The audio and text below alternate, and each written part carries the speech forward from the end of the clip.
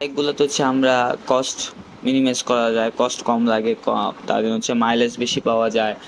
Even হচ্ছে বাইকগুলোতে হচ্ছে পার্টসের দাম কম থাকে। ওই বাইকগুলো আমরা খুঁজি, বা পাঠাও যারা চালায় বা উবার যারা চালায় বা রাইড শেয়ারিং করে তাদের জন্য ওই বাইকগুলো হচ্ছে 125 সিসি বা 135 সিসি যে বাইকগুলো, ওগুলো হচ্ছে কস্ট মিনিমাইজের একটা বাইক।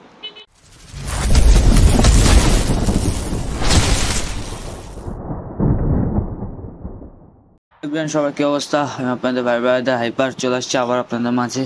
তো অনেকে আমাকে আজ করছিল বা জিজ্ঞাসা করছিল যে 125 সিসির ভিতর ভাইয়া কোন বাইকগুলো ভালো হবে যে পাঠাওয়ার জন্য বা বাইক রাইড শেয়ার করার জন্য।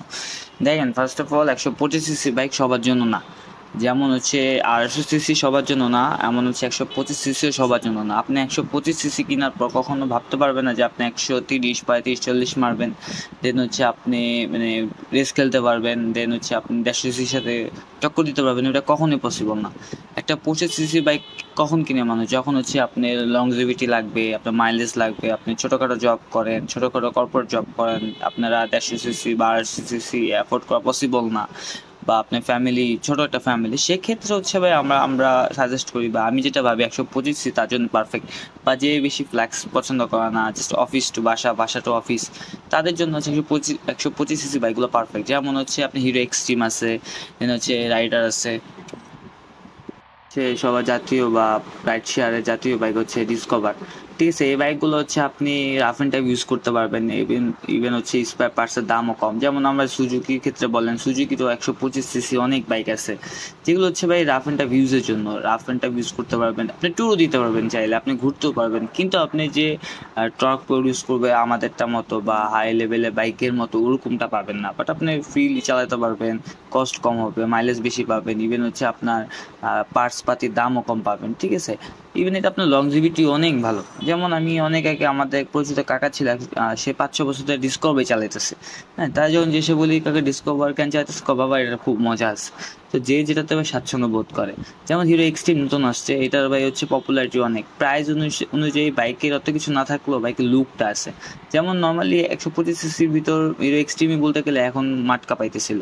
এখন হয়তো বা কিছু কিছু বাইক চাইনিজ আসার পর থেকে হচ্ছে হিরো এক্সট্রিমে যে ভাইবটা ছিল সেটা এখন আর নাই। But end of the day আপনি হিরো এক্সট্রিম কিনলে আপনি কেউ মানে সচরাচর ধরতে পারবে না যে এটা 125 সিসি নাকি 150 সিসি। ঠিক আছে, তো চাইলে আপনার 125 সিসি রাইড শেয়ার জন্য কিনতে পারেন বা আপনার ছোট ফ্যামিলির জন্য কিনতে পারেন। আমি বলবো যে যারা হাই লেভেল বাইক চান না বা হচ্ছে বেশি বেশি খরচ মেনটেন করা পসিবল না বা বেশি খরচ করতে পারবে না, তাদের জন্য 125 সিসি বাই পারফেক্ট। যেমন সুজুকির ভিতরে 125 সিসি বাইক আছে, ইয়ামার 125 সিসি বাইকগুলো হচ্ছে একটু প্রাইস হাই। আপনারা চাইলে হচ্ছে আমার যে পছন্দের সবচেয়ে বেশি মানে মজার একটা বাইক লাগে রাইডার যে বাইকটা, ওই বাইকটা হচ্ছে মানে শরীরে শক্তির থেকে বেশি সাউন্ড। ঠিক আছে, ওরা পাশ দিয়ে একটা N160 গেলে যেরকম কানে লাগে না, এর চেয়ে 3 গুণ লাগে হচ্ছে যখন হচ্ছে আপনি টিভিএস রাইডার যায়।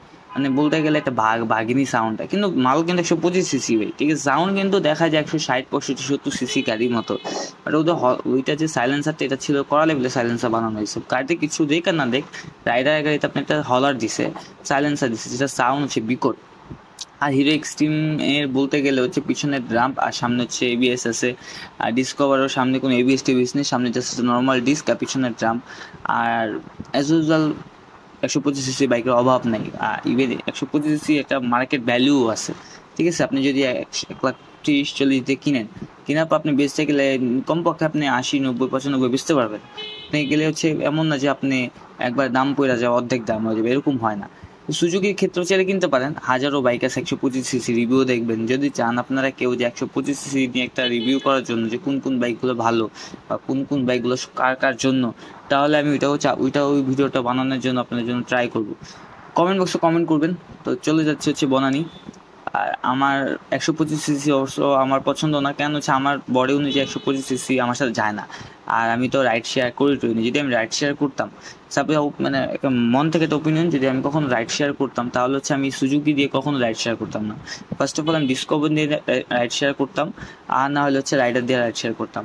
হিরো এক্সট্রিমটা ভাই, এটা আপনি যখন একটা 1,70,000 টাকাতে গাড়ি কিনতেছেন, তখন যদি দেখেন আমার কাছে ওপিনিয়ন যেটা মনে হয় যে একটা সেম বাইকই আপনি পাঠাও মারতেছে, রাইড শেয়ার আপনার গায়ে লাগবে। আমার ক্ষেত্রে লাগে, যেমন আমি যে গাড়ি চালাই ভাই, অনেক সময় দেখছি এই গাড়ি নিয়েও বাইকে অনেকে পাঠাবো বা উবার মারে বা খ্যাপ মারে, নিজের কাছে কষ্ট লাগে।